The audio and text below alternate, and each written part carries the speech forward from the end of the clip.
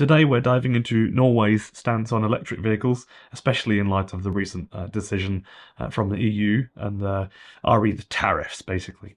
So Norway has been a pioneer, if you will, when it comes to electric vehicle adoption. Or basically all new car sales now mostly are EVs.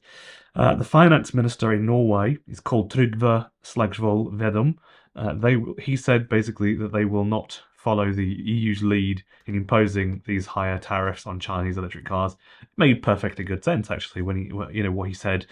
He also said, quote, "Introducing tariffs on Chinese cars is neither relevant nor desirable for this government," basically for Norway. So Norway is not a member of the European Union. This gets quite confusing, what goes on in Europe. We've got the European Economic Area, we've got the European Union. There's also Europe, that's what we can call the place of Europe. It's quite a bit confusing if you're not from Europe.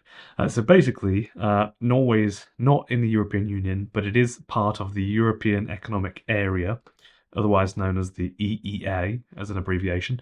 They get a lot of the benefits of the EU, but they don't have to do everything that they get told. Basically, this means that while Norway follows a lot of the regulations from the EU to ensure that they still get access to the single market, it is not bound by all EU policies at all, actually, especially those that do not fall under European Economic Area agreements.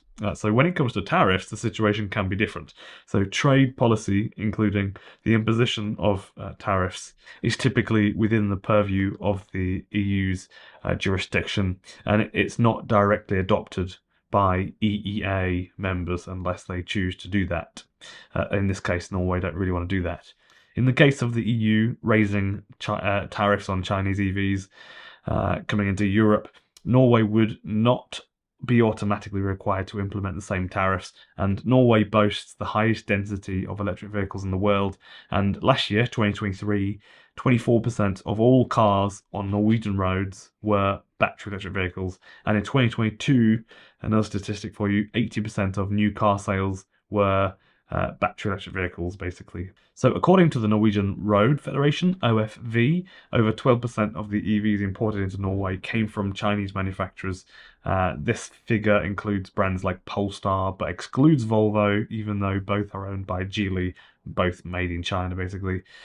Norway has been a really welcoming market in many ways for Chinese EV startups. NIO made its European debut in Norway in 2021 in May. I think it was May, a full year before it entered the European Union, and Xpeng beat them to it, launching back in 2020 in Norway. And then also there's Dongfeng's brand called Voya, I think you say Voya, which started selling its SUV called the Voya Free in Norway in 2022, a model that's quite rare basically to the rest of Europe. And it also has a 106 kilowatt hour battery, which is nice, I think, especially for the cold climate.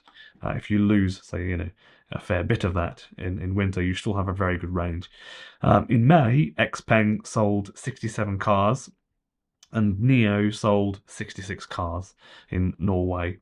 So for some context as well, Tesla sold 830 vehicles, while Volkswagen actually sold 1,372 of its electric ID vehicles in the same month.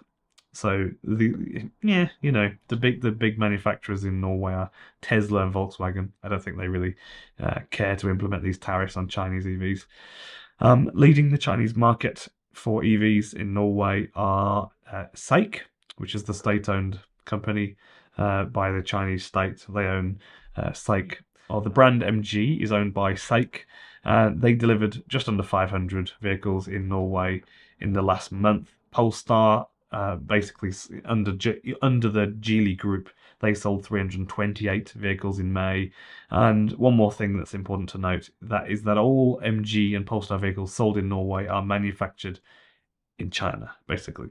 So interestingly, the UK, another European country outside the European Union, hasn't yet indicated whether it will follow the EU's new policy on increasing tariffs on Chinese EVs. I think in fairness, they have enough on their plate. and EV tariffs are definitely the least of their worries in the UK, I think. So on June 12th, the European Commission concluded that China-made EVs benefit from unfair state subsidies. Consequently, the European Commission announced additional import duties on these vehicles, ranging from 17.4% to 38.1%, depending on the automaker and how they behaved during the investigation. And that goes on top of the existing 10% tax. So, for example, the MG4 was quite good value.